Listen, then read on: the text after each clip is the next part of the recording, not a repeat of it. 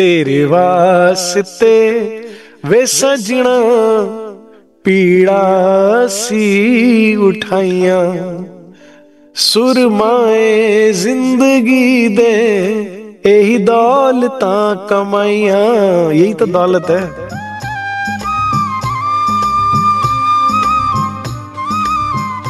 जो नींद में देखे सुपन, यूं ब्रिज को सुख लियो सैयन। जैसे कोई सपना देखता है और सपने में जो भी वस्तु देखता है सब काल्पनिक होती है, झूठ होती है, लेकिन उस वक्त बिल्कुल सच लगती है। इसी तरह हमने ब्रिज की लीला देखी, अपने घर और धनी से संबंध को भूल गए। सुपन जोग माया को जोए, आधी नींद में दिखाए सोए। लेकिन योग माया में आधी नींद थी, आधी उड़ा दी थी। कछुक नींद कछुक सुध, रास को सुख लियो या विद। रास में आधी नींद थी, आधी जागृति थी। अब शुरू होने जा रहा है जागनी रास। जागनी को जागते सुख। जागनी का सुख कैसे है जी? जागकर। जागनी को जागते सुख, या लीला सुख क्यों कहूं या मुख। और इस लीला का सुख ब्रिज और रास से कई गुना ज्यादा अधिक है। जागनी में लीला धाम जाहिर, क्योंकि इस जागनी में तुम श्री पुखराज पहाड़ के सुख ले सकते हो, तुम हौज कौसर के सुख ले सकते हो, तुम जमुना जी में झीलने का सुख ले सकते हो, तुम चांदनी चौक में धनी संग विचरने का सुख ले सकते हो, तुम कुंज निकुंज की रेती में धनी संग दौड़ सकते हो, तुम 10वीं आकाशी में पूरी पूरी रात धनी के साथ बिता सकते हो। जागनी लीला का सुख सबसे अधिक है। ए लीला सुख क्यों कहूं या मुख। जागनी की में लीला धाम जाहिर, निशान हृदय लिए चित धर।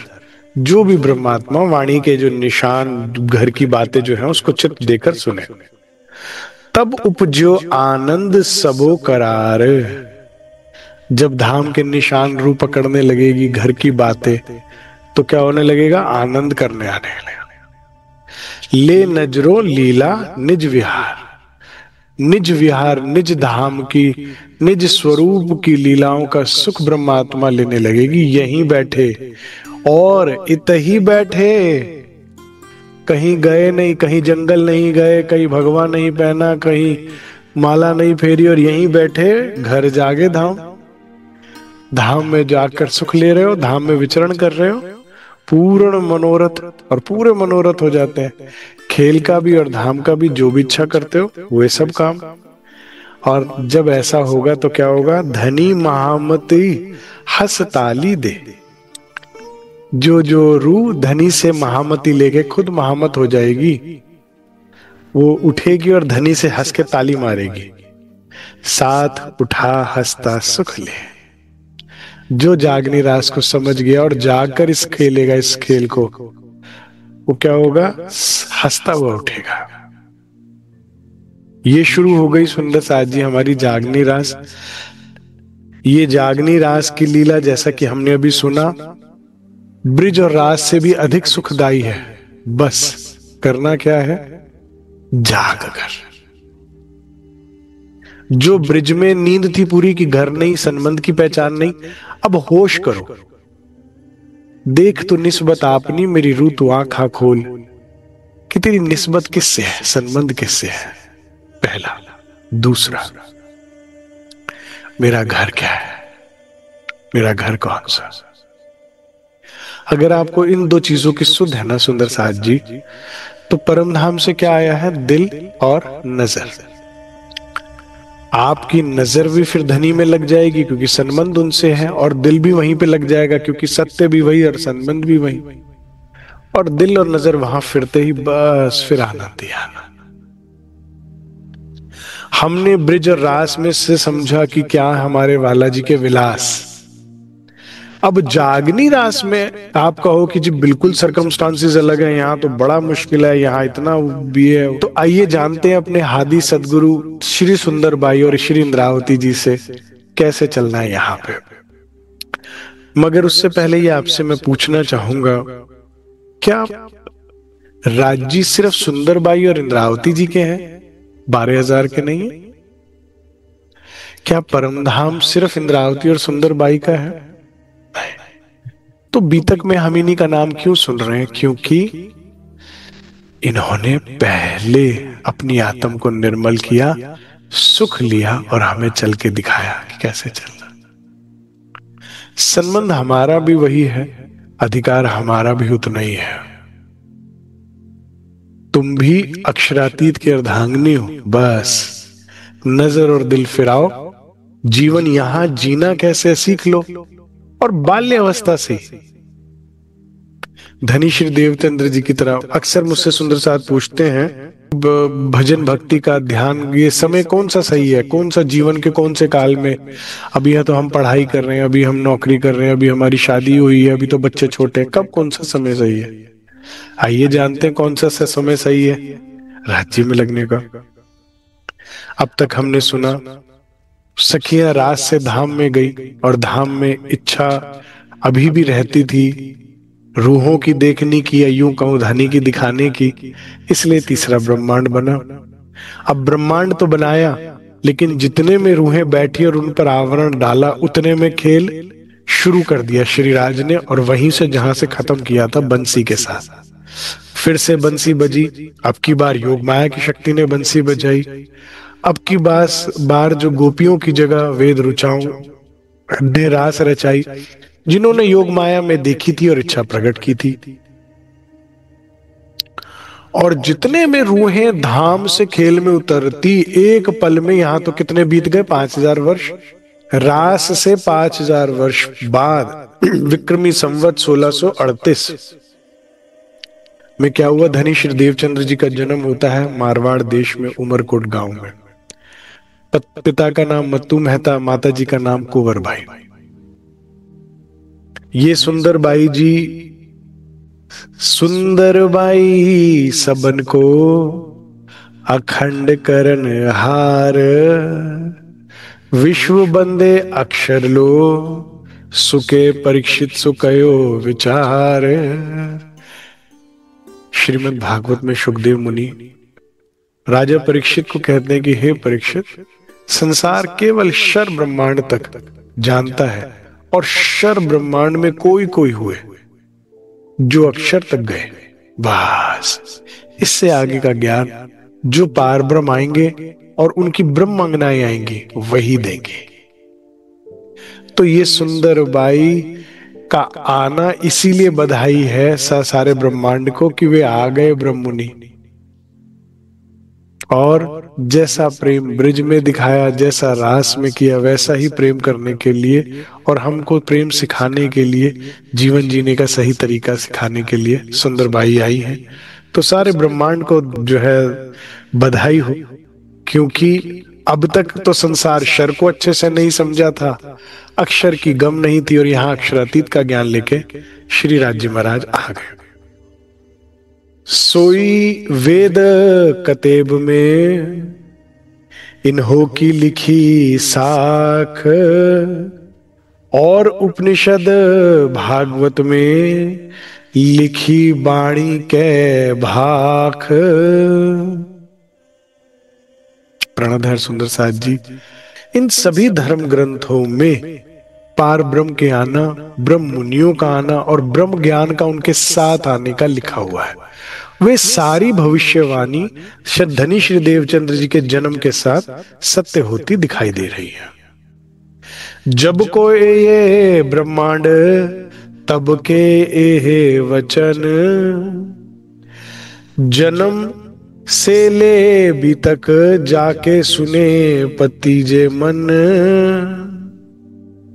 जब से ये ब्रह्मांड बना तब से ये शब्द गूंज रहे हैं कि ब्रह्ममुनि आएंगे, ब्रह्ममुनि आएंगे, आ गए।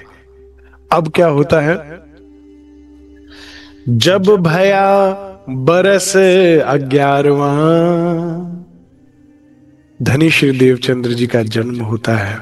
माता पिता बड़े प्रेम के साथ उनका लालन पालन करते हैं। पूरे गांव उमरकोट के वे बड़े ही प्रिय हैं।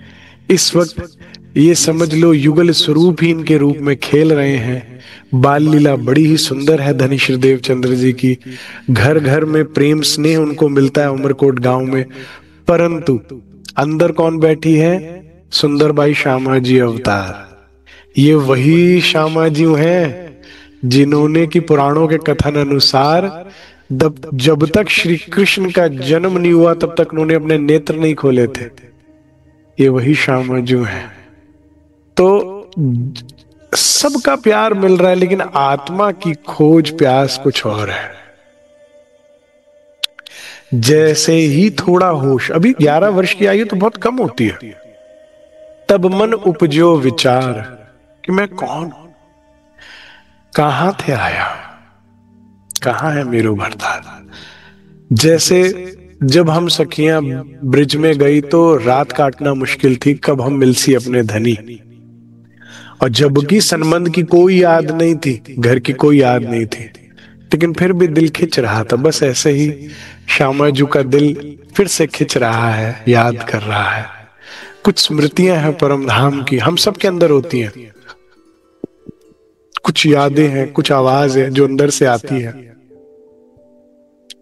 कोई है जो मेरा है, माता पिता गांव अड़ोस पड़ोस रिश्तेदार सब है, लेकिन कोई तो है जो मेरा भरतार है, जो मेरा स्वामी है, जिसको दिल ढूंढ रहा है।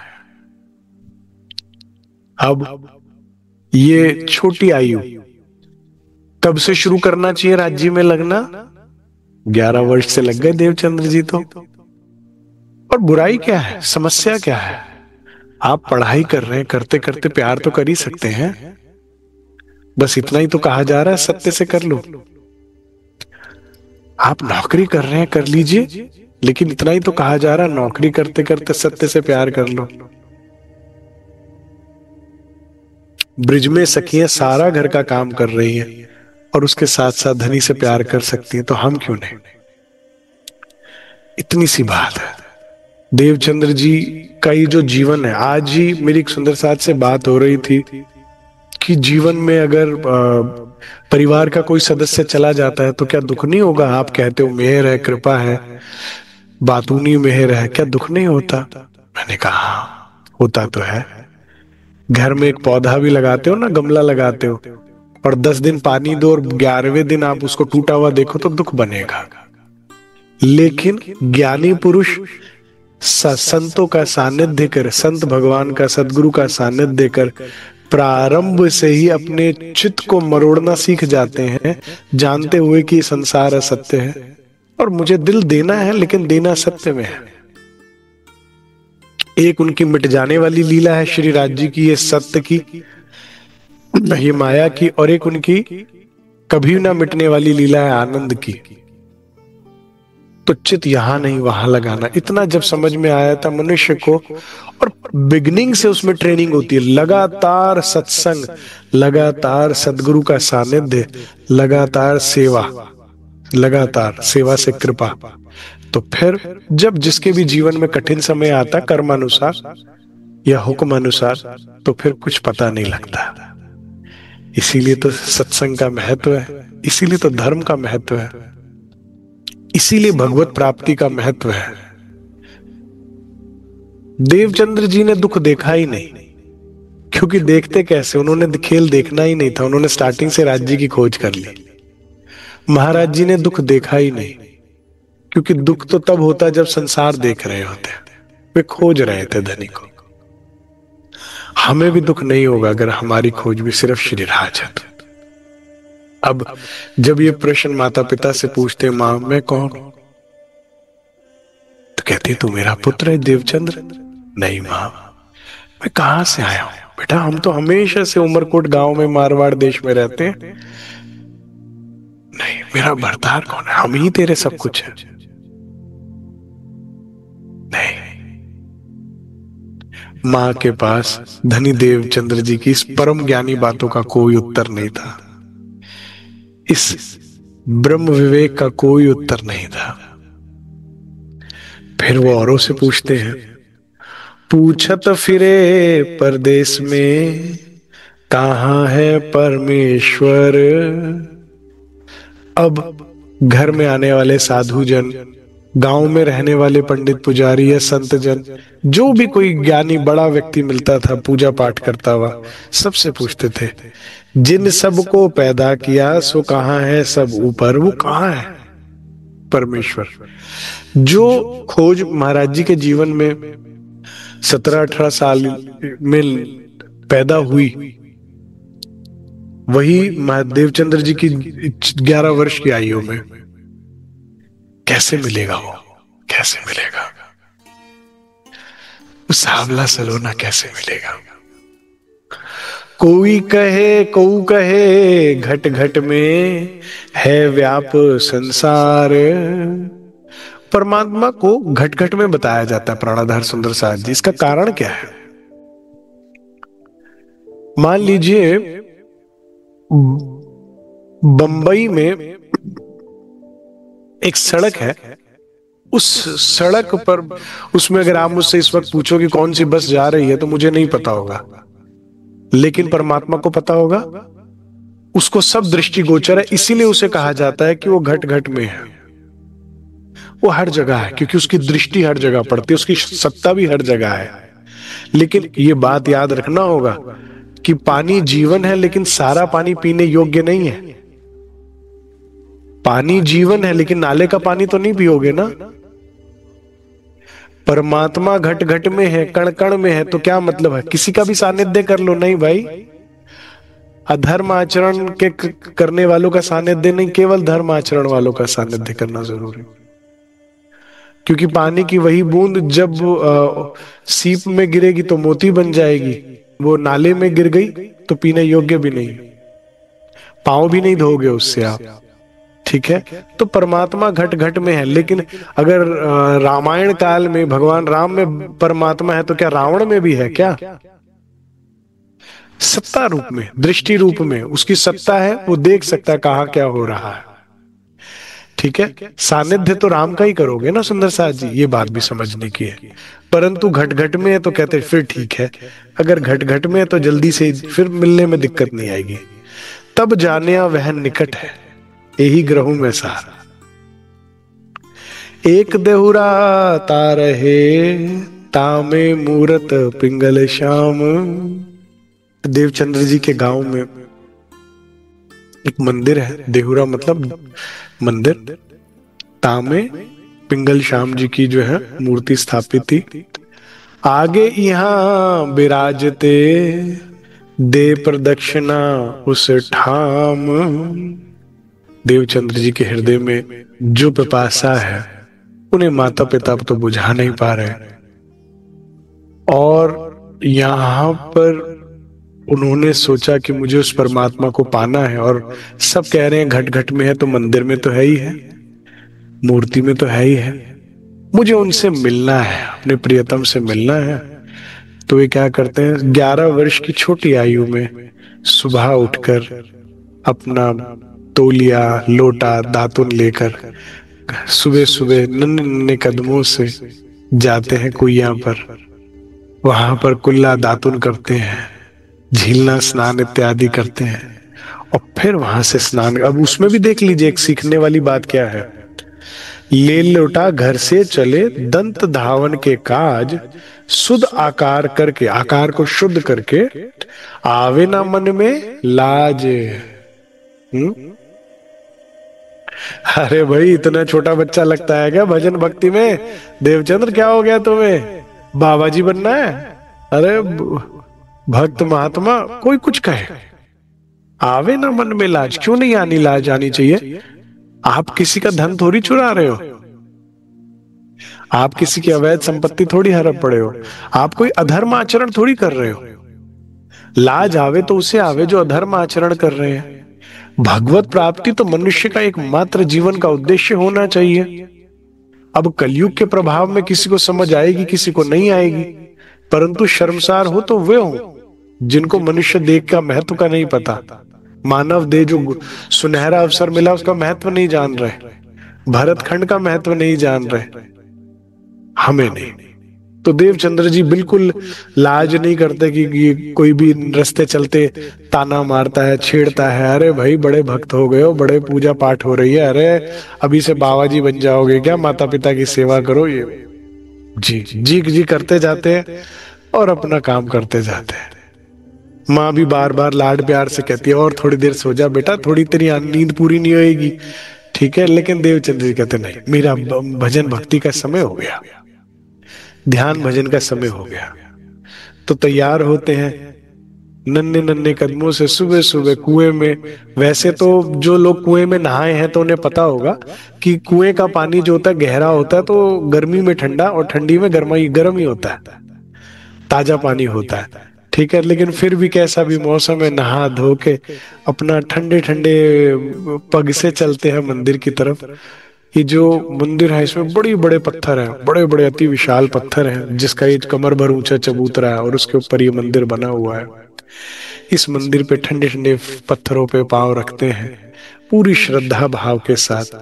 आगे आए यहाँ विराजत, और यहाँ आकर भगवान पिंगल श्याम की मूर्ति के आगे विराजते हैं, प्रणाम करते हैं और ध्यान लगाते हैं। ध्यान लगाने के बाद फिर क्या करते हैं, दे दक्षिणा उतठा, फिर दक्षिणा प्रदक्षिणा देते हैं। नित्य इत प्रदक्षिणा देवे एक पौर। एक पौर कितना होता है सुंदर साथ जी? 3 घंटे प्रदक्षिणा देते, 3 घंटे, एक पहर तक। हमें राज्य में राय ने परमधाम पर 25 पक्षों की परिक्रमा बताई हुई है। एक पहर तक प्रदक्षिणा देते हैं, फिर दंडवत करके, आप पहले पग से चल के प्रदक्षिणा दे रहे हैं 3 घंटे, कोई कम नहीं, और फिर उसके पश्चात दंडवत, लेटते हैं, लकीर खींची, फिर खड़े हुए, फिर लेटे, फिर मेहनत करे अति जोर। क्या ये जीवन सुंदर है? मेरे अनुसार इससे सुंदर कोई जीवन हो नहीं सकता। आप सुबह उठकर धनी की प्राप्ति, उस ब्रह्म की प्राप्ति के लिए मेहनत करें 2-2, 3-3, 4-4 घंटे। 3 घंटे तो प्रदक्षिणा हो गई, फिर उसके बाद आगे ध्यान में भी बैठ रहे हैं और दंडवत भी कर रहे हैं, तो 4 घंटे तो हो गए ना। अर्ली मॉर्निंग उठ रहे हैं और मेहनत कर रहे हैं, और सारा दिन कितना सुंदर निकलेगा सोचो ऐसे में। 2 ही तरह की ब्रह्म सृष्टि है सुंदर साथ जी इस जागनी रास में। एक वो जो सुबह उठती है और माया को अर्जित करने के लिए भाग रही है और पागल हो रही है और अपने आप को गला रही है, और एक वो भी है जो ब्रह्म को प्राप्त करने के लिए अपने आप को गला रही है, लगा रही है। सुखी कौन है, आनंद में कौन है, आप खुद निर्णय लीजिए। मेरे अनुसार तो देवचंद्र जी ज्यादा सुखी कोई नहीं। मेरे अनुसार परमहंस रामरतन महाराज जी जैसा जीवन सबसे सुंदर जीवन है, क्योंकि इस माया का तो क्या है, मृग तृष्णा के समान है।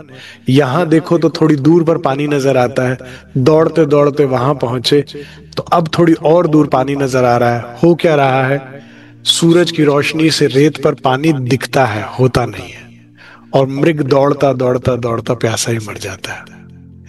कुछ ऐसी स्थिति संसार में है।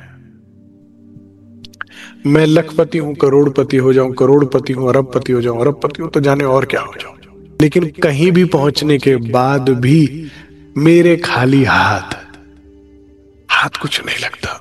आप निर्णय लीजिए और आप मेहनत कीजिए, फिर जीवन में एक दिशा लीजिए कि कहां मेहनत मुझे करनी है। उस देश में साध संत आवेंत नहीं कोई। अब ये जो उमरकोट गांव मारवाड़ देश था, ये बड़ा रेगिस्तानी इलाका था, पानी की बहुत दिक्कत रहती थी। अब साधु को और कुछ मिले न मिले, पानी तो जरूरी है, नहाने धोने पीने के लिए, भोजन छुटमुट पकाना है उसके लिए। तो वहां जब इतनी दिक्कत थी तो साधु संत नहीं आते थे। ये बात क्यों बताई जा रही है? इस कारण उन्हें सतगुरु की प्राप्ति या सत्संग की प्राप्ति नहीं हो रही है। अपनी तरफ से जितना समझ में आ रहा है सुंदर साथ जी वो कर रहे हैं, लेकिन बिन सतगुरु गति नहीं है। क्योंकि इसमें कोई दो राय नहीं कि दही में ही मक्खन छुपा है, लेकिन निकालने की विधि सतगुरु बताते हैं। रूह में ही राज छिपे हैं, तुम उसी का अंश हो। लेकिन वो निकलेगा कैसे, वो विधि सदगुरु बताते हैं। सामने मूर्ति, और वैसे मूर्ति जो, चलो मंदिर में हम तो बैठे ही मूल मिलावे में हैं, लेकिन विद सदगुरु बताते हैं, कृपा से ही ये प्राप्त होता है। इसलिए वो सत्संग का जो अभाव था वो जीवन में बहुत वो महसूस किया करते थे। लेकिन जहां चाह वहां रहा। एक बेर मतु मेहता संग आए हते कच्छ देश। अब यूं कहें कि पिता की मति मारी गई थी कि विधि का विधान था, खुद ही लेकर आ गए प्यासे को पानी के पास। बाल्य अवस्था में जो उनकी खोज है, जो उनकी पिपासा है, उसको शांत होने के लिए जो चाहिए था सत्संग, वो एक कच्छ देश था। यहां पर जब आए देवचंद्र जी पिता के साथ, तो क्या हुआ, ताहा देहो रे साध बहुत। इनके गांव में, पूरे एक गांव में एक मंदिर, और मंदिर के साथ एक बस पुजारी है। अब पुजारी को तो बस छुटमुट आरतियां पता है, छुटमुट शास्त्र के 2-4 श्लोक पता है, बस काम हो गया। जो पेट पालने के लिए खुद नौकरी कर रहा, वो परमात्मा की प्राप्ति की बात कहां से बताएगा। लेकिन यहां पर जहां देखो मंदिर, जहां खूब मंदिर, खूब मंदिर, हर गली में मंदिर, मंदिर के साथ मंदिर लगे हुए हैं एक के बाद एक, और साथ बहुत है। जिस दिशा से देखो सत्संग की आवाज आ रही है, जिस दिशा से देखो शंखनाद की आवाज आ रही है, जिस दिशा से देखो घंटियों की आवाज आ रही है। आहा, देवचंद्र जी को तो लगा मेरा तो तीरथ हो गया भाई। देखे बीच विदेश, बड़े आनंदित होते हैं। पिताजी कहते हैं बेटा आओ, अब तुम बड़े हो गए हो, तुम्हें कारोबार थोड़ा सिखाया जाए। कहते पिताजी मैं पहली बार आया हूं, कारोबार तो जीवन भर करना है, क्या मैं पहली बार इस शहर को देख लूं अच्छे से, आपको यहीं पे आकर मिलूंगा मैं इतने बजे शाम को, आप जितने बजे कहो। मत्तू मेहता को काश पता होता कि उनके साथ क्या हो रहा है। कहते ठीक है बेटा हो आओ।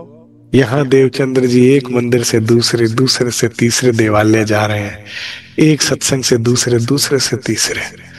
कुछ ऐसी स्थिति हो गई है जैसे ग्वाल बाल बछड़ों को छोड़ते हैं ना गैया के पास, तो बछड़ा करता, कभी स्तन में मुंह मारता, कभी इसमें, कभी भूखा बच्चा है ना, ऐसे चारों तरफ दौड़ रहे हैं देवचंद्र जी, और ले रहे हैं, सोच रहे हैं जितना जहां से मैं ले सकूं ले लूं।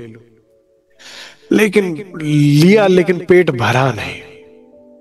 शाम का समय हो गया, पिताजी से मिलकर वापस घर तो आ गए, लेकिन बात तब की मन में रहे, मैं जाऊं कच्छ देश।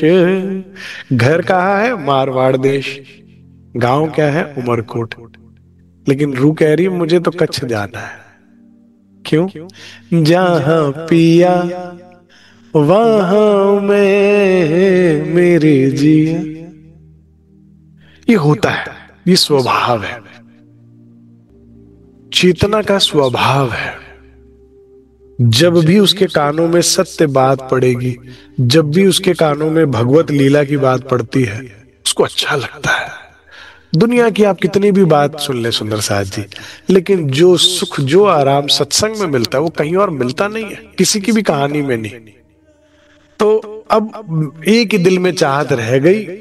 पिता ने बड़ी तरह से समझाया, प्यार से, मोहब्बत से, लाड से, पुचकार के, वस्तुएं दे दे के कि किसी तरह इसका दिल बहल जाए और ये जाने की जिद छोड़ दे। लेकिन वो कहते हैं ना कि रात भर वही जागता है जिसका पांव फटा होता है। कोई पीर पराई क्या जाने, जिसका छूटा है वही तो तड़पेगी। ये सुंदर भाई श्यामा जी हैं, ये प्रियतम या उसके गुणों के बिना नहीं रह सकती, मछली जल के बिना नहीं रह सकती, संसार के प्रेम स्नेह मोह बंधन नहीं रोक सकते, नहीं पूर्ति कर सकते।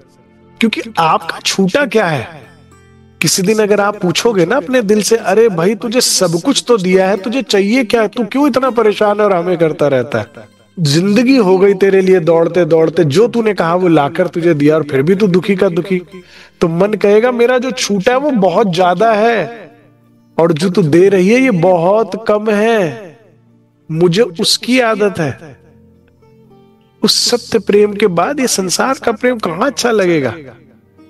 तहां जाए के खोज करूं, पाऊं परमेश्वर तिन से। कहते यहां मेरा कुछ नहीं होगा पिताजी, और देखो कितने प्यारे हैं हमारे देवचंद्र जी। जैसे आजकल के बच्चे लड़ाई झगड़ा करते हैं, मुझे विदेश जाके पढ़ना, मुझे जिंदगी बनना है, मैं गाँव के लिए नहीं बनाऊं, मुझे यही खत्म हो जाएगा, यहाँ कुछ नहीं कर पाऊंगा मैं, है। जैसे यहाँ कोई आज संसार के लिए लड़ाई झगड़ा करता है, ऐसे पिताजी से वो देवचंद्र जी कर रहे हैं कि यहाँ मैं यही कहीं रह जाऊंगा।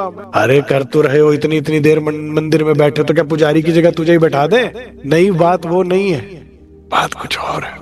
ये अंदर के मिलन की बात है, अंदर के सुख की बात है, वही चाहिए। घर में खटपट रहे, मन में रहे वैराग। एक होता है राग और एक होता है वैराग। राग होता है अट्रैक्शन, वैराग होता है रिपल्शन, पसंद नहीं। घर में रोज खटपट हो रही है। क्यों खटपट हो रही है? इकलौती संतान है तू मेरी, हम तुझे इतना प्यार करते हैं। देख बच्चे तेरे बुला, बार बार तेरे सखा तुझे बुलाने आते हैं खेलने के लिए, कूदने के लिए। ये श्यामा जी है, बच्चों में लगेंगी क्या? ये ठकुरानी जी हैं, ये किशोरी जी हैं। तू मेहता पहचान नहीं रहे ना कितना बड़ा चमत्कार हुआ है उनके घर में। ये माया ही ऐसी है। यशोदा जी भी कभी पहचान नहीं पाए कि पारब्रह्म उनके घर लीला कर रहे हैं। मेरा लाला करके सोचती थी कि मुझे ही इसकी रक्षा करनी है।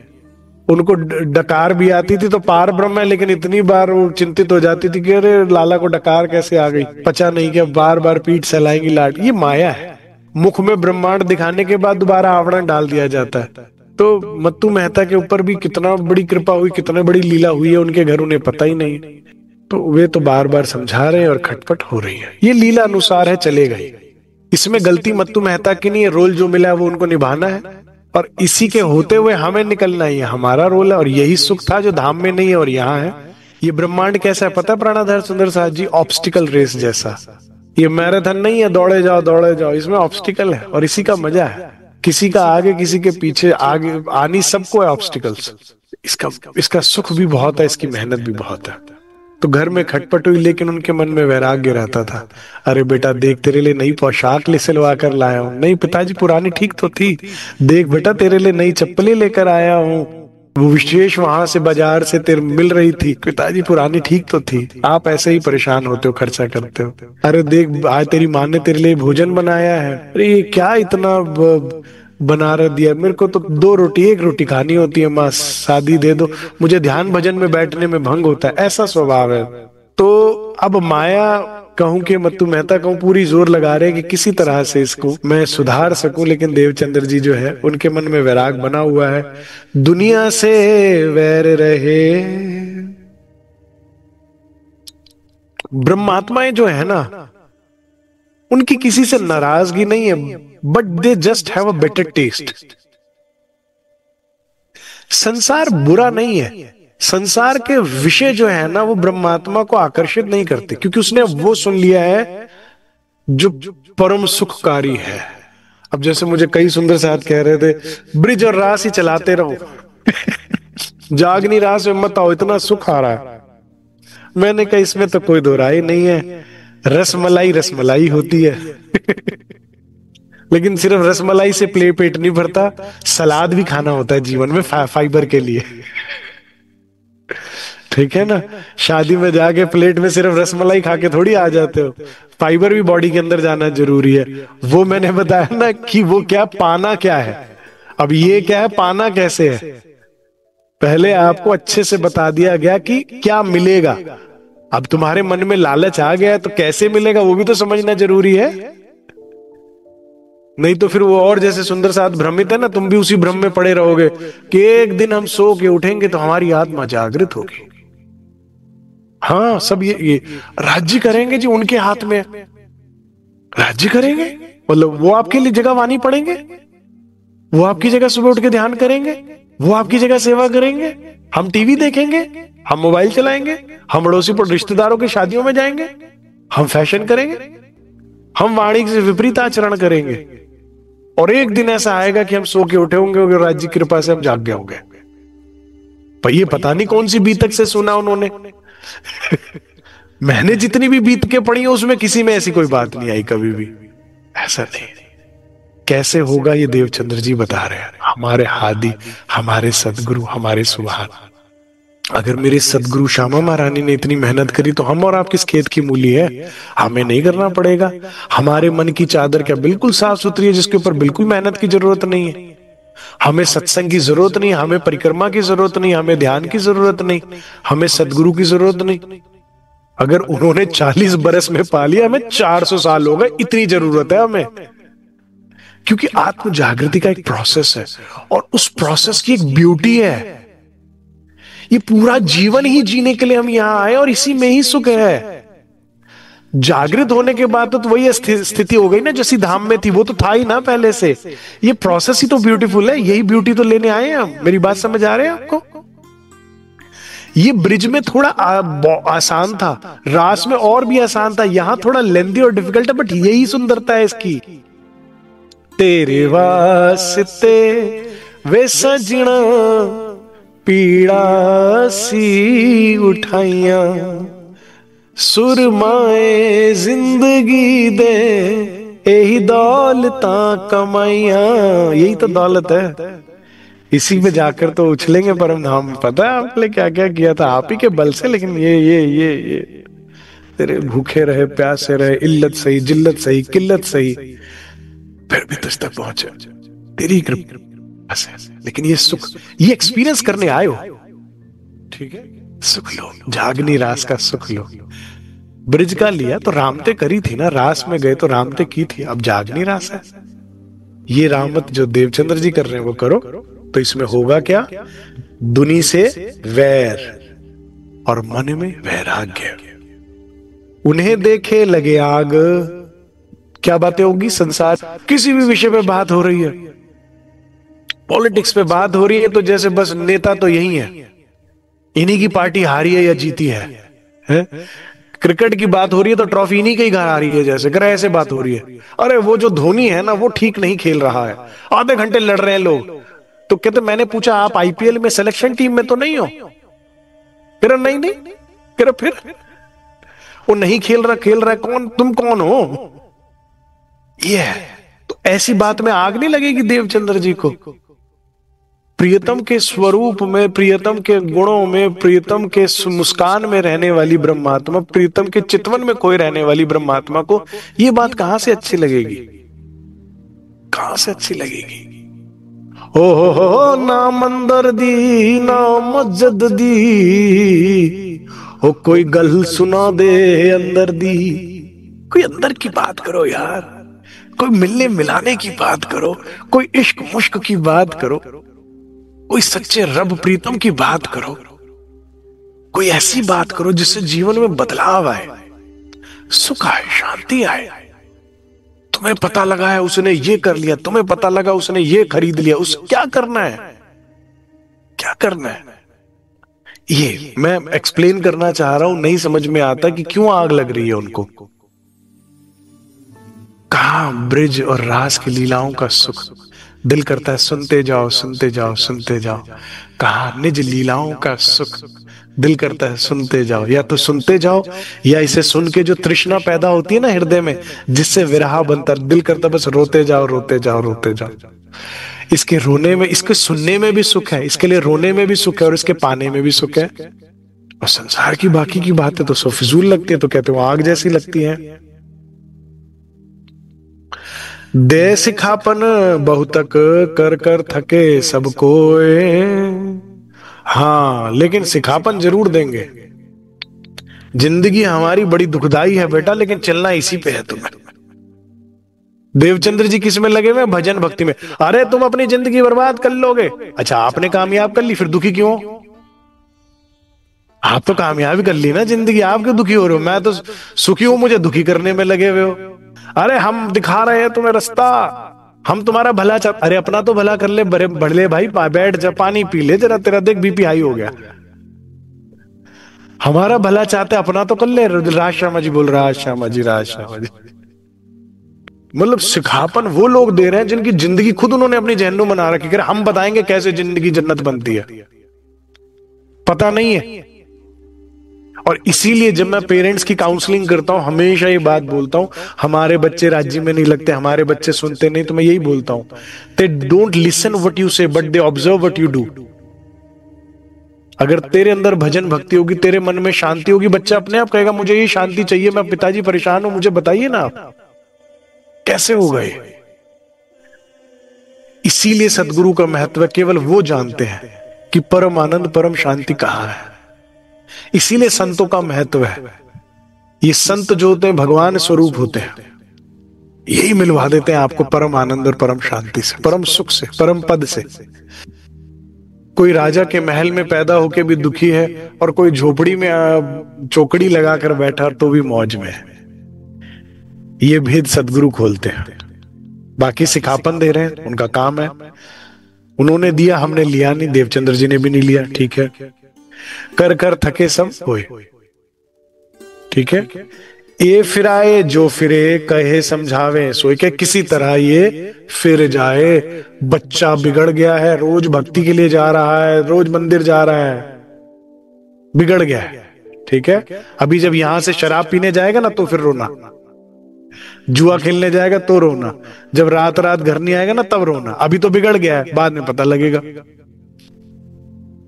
इस कलयुग में अगर कोई भजन भक्ति कर रहा है, ध्यान कर रहा है, बहुत सुखी, बहुत अच्छी बात है, चमत्कार समझो घर में। लेकिन कहां समझ आता है। श्री देवचंद्र जी के मन में जाऊं कहूं विदेश, पूछत फिरे सब ठौरो, कोई मुझे बतावे राह। अब उनके दिल में आया कि पिताजी तो लेके जाएंगे नहीं। बहुत मनाने की कोशिश करी पिताजी, करे पागल है, घर है, परिवार है, रिश्तेदार है, यहीं पे हम सब कब से बसे रसे हैं। तू कह रहा है तेरे लिए भजन भक्ति करनी है, तुझे कच्छ ले जाए, नहीं हो सकता, संभव ही नहीं। बहुत बार मनाने की कोशिश करी कि फिर उनको समझ में आ गया ये मेरी पीड़ा नहीं समझेंगे। ये श्यामा जी है, ये केवल वो दर्दी दर्दा जाने अज्ञानी जाने ज्ञान। जो उस घर से बिछड़ी है ना सुंदर साथ जी, बस वो आपका दर्द समझ पाएगी, खुद दर्दी है। ज्ञानी तो ज्ञान देना जानते हैं।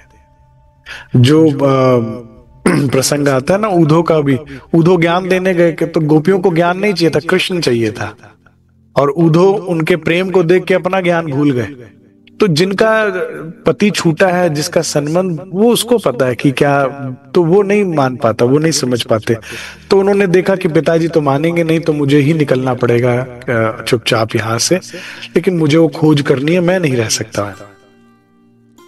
बहुतों से पूछा कोई ले जाओ भाई मुझे, क्योंकि बीच में बहुत रेगिस्तान पड़ता था और बिना नेविगेटर के, बिना किसी मार्गदर्शन के आप वहां तक नहीं पहुंच सकते थे। मारवाड़ देश से कच्छ देश में, ठीक है, बहुत डेजर्ट पड़ता है, तो कोई आबादी नहीं, कोई कुछ नहीं कि कोई आपको किसी भी तरह से पूछते पूछते आप पहुंच पाओ। लेकिन कोई नहीं लेके गया उनको। फिर उनको पता लगा कि राजा की का जो खांडा है, तलवार है, वो ब्याने के लिए जा रही है। पहले राजा नहीं जाया करते थे, उनका खांडा ब्याने के लिए जाया करता था, उसी से लड़की के फेरे करके ले आया करते थे, पुरानी रिवायत है। तो अब देवचंद्र जी जाते हैं उनके पास कि भाई आप जा रहे हैं तो क्या मुझे भी आप साथ में ले जाएंगे। तो वजीर जो ले जा रहा था, उन्होंने कहा भाई हमारे पास इतने घुड़सवार हैं, इतनी सवारियां हैं, तो हमारे पास तुम्हें बैठाने की कोई जगह नहीं है। अगर तुम अपनी कोई सवारी ले आओ तो आप हमारे साथ चल सकते हो। तो देवचंद्र जी ने कहा भाई मेरे पास सवारी तो कोई नहीं, मैं आपके पीछे पीछे भागा भागा आ जाऊंगा, कोई बात नहीं, आप मुझे सवारी में मत बैठाओ, साथ तो ले जाओ। कह रहे नहीं, संभव ही नहीं, कहाँ घोड़े की चाल, कहाँ ऊंट की गति और कहाँ मनुष्य के पांव छोटे छोटे, तो आप नहीं चल पाओगे पीछे, तो आप भटक जाएंगे, फिर हमें परेशानी होगी या स्पीड हमें स्लो हो जाएगी, तो हम नहीं ले जाते। देवचंद्र जी ने कहा भाई जब मुझे जाना ही और निश्चय हो ही गया तो इनसे पूछना क्या, जब पीछे ही जाना है तो अब नहीं है सवारी तो क्या करें। तो कहते जब ये निकलेंगे तो गाजे बाजे के साथ ही तो जाएगी बारात, मैं पीछे पीछे हो लूंगा। अब वो दिन आ जाता है बारात वाला, गांव से बारात निकलती है। देवचंद्र जी जैसी बैंड बाजी की आवाज सुनते हैं, फौरन घर भागते हैं। घरों जाए के साज को राह की लेने लगे। अब फटाफट घर पहुंचे और अपना रास्ते के लिए सामान लेने लगे, जिसमें एक थाली ली, एक पोटली बनाई कपड़े की कंधे पर डालने के लिए, ठीक है ना, लंबा क्लॉथ है, ऊपर गांठ बांधी, बन गया आपका बैग। उसमें क्या रखा है, एक थाली खाना खाने के लिए, एक कटोरी कुछ और पेय पदार्थ सब्जी उसके लिए, लोहंडा अगर कहीं से सूखा आटा मिल जाए तो लोहे का तवा जिसपे रोटी बना ली, लक्कड़ उसमें क्या ईंट वीट रखी, दो लक्कड़ लगाई, ऊपर तवा रखा, काम हो गया। लोटा जल के लिए, पानी पीने के लिए, कहीं पे भी किसी से पानी लेना हो, करना हो, पीना हो तो उसके लिए एक लोटा ले लिया। अब क्या हुआ, कमर बांधते बांधते कछुक ढील हो गई इत। अब देवचंद्र जी अपनी तैयारी कर रहे थे, करते करते करते थोड़ी सी देर हो गई। बारात की गति तेज थी, उन्हें पहुंचने की जल्दी थी, वो तेजी से निकल गए। अब जितने में वो घर से बाहर आए तो पूछा, भाई बारात कहाँ गई? करे वो गांव से बाहर गई। देवचंद्र जी कहते कोई बात नहीं। अभी रोशनी का टाइम था सुंदर साहब जी, तो उन्होंने कहा दौड़ दौड़ के अभी पकड़ लूंगा, ये तो रही बारात सामने दिन नजर आ ही रही है। उन्हें पता ही नहीं था कि ऊंट की गति कितनी तेज होगी, और उन्हें यह नहीं पता था कि रेती का मैदान है। यूं करते चले गए, बीच पड़ी आई रात। अभी दिन का रोशनी थी तो लग रहा था दिख रही है बारात, पकड़ लूंगा मैं। अब धीरे धीरे रात हो गई, अंधेरा हो गया, दूर दूर तक दिख नहीं रहा। ए मुल्क रेती का एक हिंसो करे बात दूसरा। अब ये रेती का मुल्क है, कोई शहर आबादी है नहीं। भैया वो बारात कहाँ गई? भैया वो कच्छ देश के लिए जाना था, कौन सा रास्ता? दूर दूर तक रेगिस्तान है, किससे पूछे बात? तहां चली राह ना पाइया, भय चोरन का जोर। अब चलते जा रहे, चलते जा रहे, राह ही नहीं मिल रही। अब जब आप अकेले होते हो और उम्र इतनी छोटी है, 16 वर्ष की आयु है और अंधेरा है, तो क्या दिल में आता है? माया आती है ना, कि कहीं चोर ना आ जाए, ऐसे में कोई बुरा व्यक्ति ना आ जाए। मैं अकेला हूं, माता पिता से पहली बार दूर आया हूं, कोई मेरा आसपास है नहीं अपना। ए दोए निबाह ना सके, ए है इन भात का ठौर। एक ढेर वाऊ उड़ाए, खड़ा करे तरफ और। अब जो पग चिन्ह थे, वो रेत हवा जब चलती है ना, तो पूरा टीले का टीला यहां से उड़ता, थोड़ी देर बाद यहां मिलता है, थोड़ी देर बाद वहां मिलता है, तो पांव के निशान रेत के ऊपर सारे मिट गए। फिर तहा वाऊ लगे, ढेर लगे और ढोर, मतलब इधर से उधर पूरा मेज है, पूरा जो रेगिस्तान होता है वो पूरा मेज की तरह से होता है, भुलवनी की तरह से, वो बिल्कुल समझ ना आए किस दिशा में जाऊं, किस दिशा में नहीं जाऊं। वह बालक मन दहशत। अब सुंदर साहब जी, श्यामाजू, छोटी सी बाल्य अवस्था है, 16 साल की। क्या होता है, 10वीं का बच्चा होता है, छोटे हैं, दौड़ते जा रहे हैं इस डर से कि मैं खो ना जाऊं। अब घर का भी रास्ता नहीं पता, आगे का भी रास्ता नहीं पता, खो ना जाऊं, डर के मारे तेजी से दौड़ते दौड़ते पेट में दर्द हो गया। अभ्यास नहीं होता ना दौड़ने का इतना, तो लगातार पेट में दर्द हो गया और डर लग गया। दो समस्याएं देवचंद्र जी को दिख रही है, एक उनको डर लग रहा है, दूसरा उनके पेट में दर्द हो गया। लेकिन समस्या एक और भी है कि वो रास्ता नहीं पता उन्हें किस दिशा में जाना है, ना जाने आगे पीछे है कौन जगह सरहद। ये सरहद, ये रेगिस्तान कहाँ खत्म होगा, सरहद ये वाली कहाँ खत्म होगी, कच्छ देश कहाँ से शुरू होगा, पता ही नहीं लग रही। ये तीन समस्या हमारी श्यामा महारानी को आ रही है। यूं करते चले जाते, एक शख्स दिया दीदार। बोलो श्री प्राणनाथ प्यारे की जय, बोलो श्री सदगुरु महाराज की जय। कौन दिखा? जो देख नहीं सकता तुम्हारे कुमलाए मुखों को, जो देख नहीं सकता मेरी श्यामा जी, परम धाम की धाम वासिनी, रास विलासिनी, रासेश्वरी श्री श्यामा महारानी परेशान हो रही, भयभीत हो रही, पेट में दर्द हो रहा, फिर भी भागना नहीं छोड़ रहे और चिंतित हो रही है। वे आते हैं और जरूर आते हैं। ये सतयुग की बात नहीं चल रही, ये त्रेता की बात नहीं चल रही, ये द्वापर की नहीं, ये इसी कलयुग की बात है। छोटी अवस्था में अगर देवचंद्र जी निकले और राज्य सामने से दौड़ कर आ रहे हैं, तो अगर हम राज्य के रास्ते पे चलेंगे तो राज्य नहीं आएंगे। कितनी अज्ञानता है। हम सभी से अज्ञानता से गुजर रहे हैं सुंदर साहब जी। हम सबको डर लगता है, अरे ये करा तो राज्य के रास्ते में, फिर क्या होगा, वो कौन होगा, हमारा क्या होगा, हमारे बच्चों का क्या होगा, नौकरी का क्या होगा, व्यापार का क्या होगा, क्या होगा। जिनकी आंखें सदा खुली, जो हर पल तुझको देख रहे, जिसकी खातिर घूम रहे, वो है आंखों वाला। महाराज जी के कथन सुनिए ना। नहीं आएंगे वे, नहीं आएंगे, आएंगे, मेरा विश्वास है। देवचंद्र जी के लिए आए तो हमारे लिए भी आएंगे। हम ऐसा प्यार तो करें, विश्वास तो करें। तब बड़ी दहशत भई, ऐसो आयो विचार। अब श्री राज्य महाराज सामने से चलते आ रहे हैं, लेकिन जो रूप धारण किया है, इस कारण देवचंद्र जी को बड़ी दहशत लगी है। वो देखिए रूप कैसा धारण किया है। ये चोर मुको मारेगा, नहीं बचने का ठौर। मेरा कुछ ना चले, मुझ गई दिस और। कटारी तो लाए थे, लेकिन अवस्था कितनी छोटी है। सब्जी काटने के लिए कभी चक्कू नहीं इस्तेमाल किया, कटारी का क्या करेंगे, रखी हुई है साथ में। तो कहते हैं ये तो कोई सिपाही का भेष देकर लेकर आए थे राज्य महाराज। कह रहे ये तो कोई चोर है, अस्त्र शस्त्र लिए हुए, मेरा तो इसके आगे बस चलेगा नहीं। आज तो जान गई के गई। इतने में आए गया, होए गई मुलाकात। श्यामा जी का दिल ऊपर का ऊपर, नीचे का नीचे, धक धक धक धक। धनी ने कहा दौड़ के नहीं पहुंचा तो ये दिल निकल ही आएगा बाहर। फटाफट दौड़ कर सामने ही आ गए, हुई मुलाकात।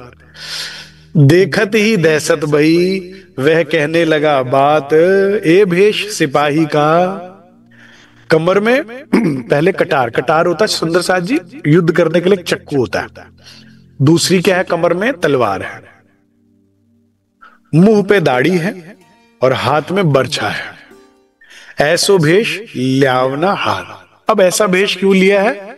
अरे सुरक्षा के लिए आए ना, तो सिपाही बनकर आ गए। अस्त्र शस्त्र सब टांग के। राज्य ने सोचा कि कॉन्फिडेंस डेवलप होगा कि मैं सिपाही के साथ चल रहा हूं तो कोई कुछ करेगा तो तलवार से कर देंगे, निपटा देंगे, अब डरने की बात नहीं है। वो धनी को क्या पता, उन्हीं को देख के डर जाएगी। उन्होंने कोई ऐसा एक्शन नहीं किया जिस वजह से डर लगे। ये हमारा मन का चोर है। प्राणनाथ जी मरवाएंगे, आगे भी बीतक में आएगा, हमें भी ऐसा ही लगता है। सामने श्रीराज और हमें लगता है अरे भाई हम ही अपना भला जानते, मेरी बुद्धि पत को पता है, ये तो मरवाएंगे। हम भी ऐसा करते हैं सुंदर साथ जी।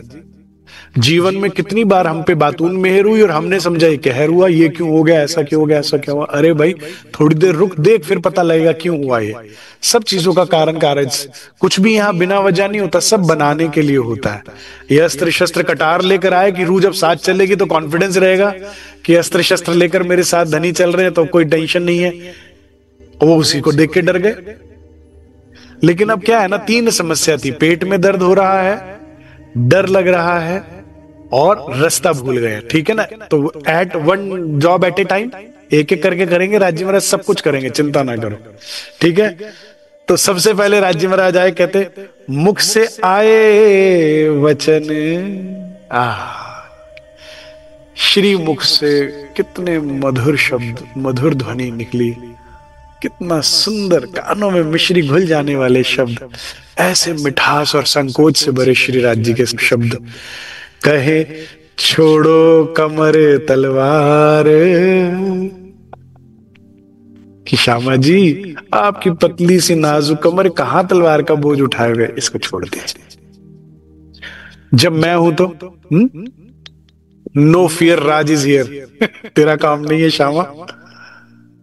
अगासुर आएगा, बगासुर आएगा, पूतना आएगी, मैं हूं।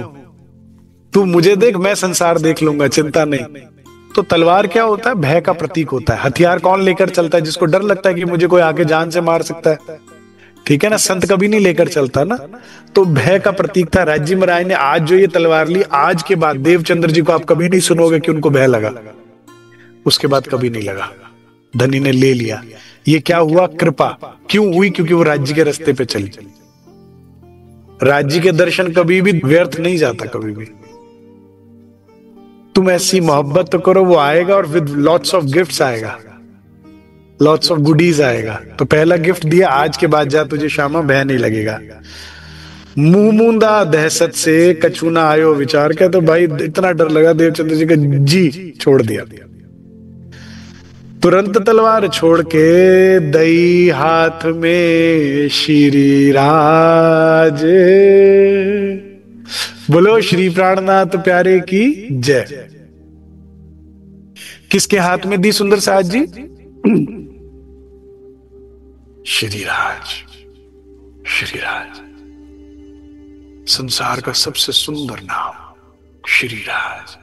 संसार का सबसे शक्तिशाली नाम, श्रीराज। रूह के प्राण श्रीराज। वाणी में, बीतक में रिटेटिवली ये नाम सबसे ज्यादा आया है। अपना धनी श्री श्यामा श्याम भी आया है, श्याम सुंदर भी आया है, और भी कई नामों से संबोधित किया गया, लेकिन ये नाम सबसे कॉमन है। ये मेरे धनी का नाम है, श्रीराज। या ये चौपाई हटा दो यहां से, अगर ये नाम अच्छा नहीं लगता था। सुंदर नाम श्रीराज। दई हाथ में श्रीराज। लेकिन अगर हम होते तो हम क्या कहते? दई तलवार सिपाही, दई तलवार चाचा जी, दई तलवार मेरे दोस्त की। हम क्रेडिट दुनिया में बांट देते। ये देवचंद्र जी हैं, क्रेडिट सही जगह दे रहे हैं। ऐसा नहीं कि हमारे जीवन में राज्य नहीं आए होंगे कभी। जब जब तुम्हें मदद की जरूरत पड़ी, जब जब तुम्हें कोई सहायता की जरूरत पड़ी, जब जब तुम्हें सहारा चाहिए था, वे ही आए थे। लेकिन हमने क्रेडिट कहीं कहीं कहीं किसी और को दे दिया, इसीलिए अब तक भटक रहे हैं। अगर सारा क्रेडिट जिसका था उसे दिया होता तो अभी तक इतने प्रेम ठाठे मार रहा होता कि मिलन हो गया होता। इसीलिए दृष्टि खोलने के लिए बीतक आई है कि ध्यान से देख, तेरे चारों तरफ मेरे अलावा कोई और है नहीं। इंद्रावती ने आंखें खोलकर देखा तो यही कहा, मैं फेर फेर देख क्या कोई नहीं हक बगैर। जैसे ब्रिज में गोपियों को हर जगह श्री कृष्ण नजर आते थे, ऐसे ही तुम्हें हर जगह श्री राज नजर आएंगे। ठीक है? और नहीं तो जहां है वहां भी कोई और ही नजर आ रहा है, तो फिर वो क्रेडिट गया। कहा छोड़ तू गाठड़ी ए बातें देखी इतकाज। फिर कहते श्यामा जी कहाँ ये गठरी उठा रखी है? हमारी अति कोमल, अति नाजुक, अति दयालु श्यामा जी, कहाँ आपने गठरी उठा रखी है? इतना भारी तवा, इतनी भारी कटोरी, चम्मच। पहले तो थालियां कितनी भारी भारी होती थी सुंदर सा। छोड़ दो, ये आपका काम नहीं, ये आपका काम ही नहीं है। तब जान्या मुझे मारेगा। देवचंद्र जी ने कहा, हे भगवान, तुझसे मिलने के लिए निकल रहा था, अब तेरे पास ही आ रहा हूं। बस ये तो समय आ गया, जो सामान है वो इसने ले लिया, अब तो बस जीवन अंत ही करेगा। तुझसे मिलने निकला था, तुझ पे ही आ रहा हूं, देख। तब जान्या मुझे मारेगा। उनने कहे सुकन कर, लेकिन जो कहते गए वो करते गए। बिछाई पिछोरी सुहावे। रेती पर लिटा सकते थे, रेगिस्तान की रेती अच्छी होती है। कहते ऐसे कैसे? मेरी श्यामा जी हैं।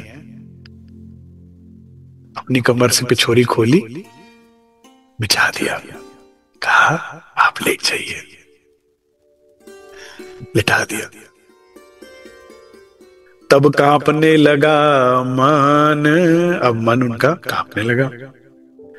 बर्छी हाथ पकड़ के, अब एक हाथ से बर्छी पकड़ी और वो रेती में गाड़ी, उससे सहारा लिया, वेट आधा इस बर्छी पर, और एक साथल पर दे पांव, और अपना एक पांव धनी देवचंद्र जी की जांग पर अपने पांव का अंगूठा दबाया। बोझ दिया शरीर का, फेर यूं पूछी जाए, हां जी क्या हाल चाल है? दर्द भया कछु हल्का, सूल पेट का था जोर। कह रहे हां जी हाल चाल कैसा है? दर्द में कुछ आराम आया? देवचंद्र जी अब हमारी मासूम सी श्यामा जी क्या कहती हैं, श्री देवचंद्र जी उत्तर दिया, कछुक रहया और ठौर करे, यहाँ का हो गया यहाँ का रह गया। भय के मारे, महामाया के असर के मारे देवचंद्र जी ने सोचा ही नहीं कि क्या मैंने इन्हें बताया था मेरे पेट में दर्द है, मैंने इन्हें फोन लगाया था कि मेरी आके मदद करो। ये कौन है जो मेरे दर्द को देखते दौड़ता आ रहा है और बिना पूछे इलाज शुरू कर दिया इसने। चुपाई भर मैं एक भी चुपाई मिस नहीं करी है कि आप कहोगे जी ये कन्वर्सेशन हो गई, नहीं पता। लेकिन भय और माया का ऐसा आवरण है मेरे राज्य का, पता ही नहीं लग रहा कि इसको कैसे पता मुझे दर्द है और इसको क्या लेना देना मेरे दर्द से। हाथ में जब निद होती है ना, नहीं समझ आती। हमने भी गलती की है, सदगुरु जब हाथ में थे ना तो नहीं समझ में आ रहा कि इनको किसका बात का दर्द है, क्या इनको समझ में आ रही है जो हमें नहीं समझ में आ रही। हम कहते थे अच्छा तो जीवन चल रहा है, हाथ में होने पर नहीं पता लगता कि कौन दर्द ले रहा है, कितना दर्द ले रहा है। जाने के बाद बस आवाज लगाई रह जाती है बस। अब उसके बाद श्री राजी महाराज दूसरी तरफ आए, दूसरी जाग में भी उनको बोझ दिया और फिर पूछते हैं, फिर पूछा क्या खबर है, सूल मीठा आकार, हाँ जी क्या खबर है। कितना कितना मीठा बोल रहे हैं, हाँ जी क्या खोज कर, क्या खबर है, समाचार क्या है, कुछ शूल मिटा आकार का। तब देवचंद्र जी उठ के खड़े हो गए, तब उठ खड़े भाई देवचंद्र जी, ऐसा क्या चल कर, अब जी अब ठीक है। पिछोरी कमर पर बांध के, अब जो कमर पे अपने पिछोरी बांधी हुई थी, जो सुंदर सा सेवा करते हैं उनको ये बात पता होगा, विशेषकर पुरुषों में। सदगुरु सरकार साहब ये बात बताया करते थे कि भाई कमर पर पटका बांध लो तो कमर की ताकत दोगुनी हो जाती है। तो हम लोगों ने तो सेवा की हुई है ना, तो जब कमर ऐसे हो जाता है कि चूर चूर हो जाए कि लगा भैया अब 2 टुकड़े हो जाएंगे, अब सेवा नहीं होती, आप क्या करो पटका कस के बांध लो कमर पे, पता नहीं क्या होता है, एकदम से शक्ति आ जाती है। लेकिन ये तो नूरी पटका है। राज जी कहते मुझे जरूरत नहीं है, खुद श्यामा जी की कमर पर अपने हाथ से प्रेम से कमर पटका बांधा, पिछोरी कमर बांध के बोझ बांध्या अपनी पीठ पर। नौकर है, अपनी पीठ पर बोझ ले रहे हैं, तुम्हारी कमर पे पटका बांध रहे हैं। कूली हैं वो, प्रेम करते हैं, प्रेम करते हैं, समझ सको तो समझ लो। ऐसे ही जीवन का बोझ उठाने की बात वो करते हैं और वो उठाते हैं हमारा बोझ। हमसे सिर्फ इतना चाहते हैं, जागनी रात में सुख ले लो, सुख ले लो। अपना नूरी पटका देवचंद्र जी को बांध दिया और उनका बोझ अपनी पीठ पर लाद लिया। ऐसे हैं हमारे राज्य महाराज। अगर फिर भी हमें उन पर प्यार ना आए तो फिर किस पर आए। एक जो जानी जान है, दुनिया को तो बताओगे तो दुख का नहीं पता लगेगा, और उसको तुम घने जंगल में या घने रेगिस्तान में बैठे और वहां दर्द है और वहां भी दौड़ता आ रहा है, वो जानी जान है, ठीक है। और दूसरा वो प्रेम करते हैं, तुम्हारा हर भार उठाने के लिए बड़े खुश होकर करते हैं। ऐसा प्रेम को कोई त्याग कर संसार में करे, बड़ी मूर्खता है। पिछोरी आपकी कमर पर और बोझा मेरी पीठ पर। तब जान्या श्री देवचंद्र जी ए मारे नहीं, क्यों कर कर इतना समझ में आया कि मारेगा तो नहीं, मारना होता तो लेटा हुआ था तभी तलवार चला देता। इसका मतलब बंदी खाने ले जाएगा, होता ना बंदी बना लेते हैं लोग। पहले जमाने में क्या होता था, लोगों को बंदी बना लेते थे और फिर उनको जाकर गुलामों में बेच देते थे, ठीक है। ये देवचंद्र जी के समय मुगल काल है, वहां इस समय ये बहुत चीज चला करती थी। बाद में अंग्रेजों ने भी बहुत पकड़ पकड़ के लोगों को गुलाम बनाया और भेजा, ठीक है। ये उस वक्त गुलामी की प्रथा बहुत थी, तो कहते अच्छा लगता है ये मुझे बंदी खाने में ले जाएगा, रखेगा वहां पर बंदी बनाकर और वहां पे मेरे से गुलामी कराएगा। गुलामी मतलब आपको खाने को दिया जाएगा मिनिमम, पहनने को दिया जाएगा मिनिमम, रहने को मिनिमम, और उसके अलावा काम करो बिना कोई शुल्क, बिना किसी उसके। मारने से तो बचाया, अब क्या करा वे काम। अब देवचंद्री श्यामा जी सोच रही है मारा तो नहीं, पता नहीं क्या काम कराएगा, चलो ठीक है जान तो बची, बाकी देखते हैं। जागनी रास है, सुंदर साथ जी अच्छे से समझते हैं। ब्रिज में मौज की थी, रास में मौज की थी, जागनी रास में भी करेंगे। हम वो नहीं जो पास्ट में जिया करते हैं, हम प्रेजेंट को भी सुंदर बनाएंगे। जागनी रास में ब्रिज के भी लुत्फ उठाएंगे, रास के भी सुख उठाएंगे और धाम में भी विचरण करेंगे धनी के साथ। इसमें दोनों हाथों में लड्डू है। तो अच्छे से हम समझते हैं देवचंद्र जी की जीवनी को, क्या उन्होंने किया और क्या नहीं करना। देखिए, डूज एंड डोंट समझ में आता है महापुरुषों से। हमारे हादी, हमारे लीडर हैं देवचंद्र जी, ठीक है, श्यामाजू। तो डूज एंड डोंट समझते हैं कि क्या करना है और क्या नहीं करना है। समझ में आ गया तो जीवन आसान है। क्योंकि आप दो लोगों से मति ले सकते हो, तो संसार के लोगों से मति ले सकते हो कि जीवन में क्या करना है क्या नहीं, और एक धनी से ले सकते हो, देवचंद्र जी से। इनसे लेते हैं और जागनी रास का पूरा आनंद लेते, हंसते खेलते, हंस महामती ताली दे वाली चुपाई करेंगे। इतना स्वीकार कीजिए। बोलो श्री प्राणनाथ प्यारे की जय, बोलो श्री सदगुरु महाराज की जय। सोई सुहागिन धाम में जो कर सी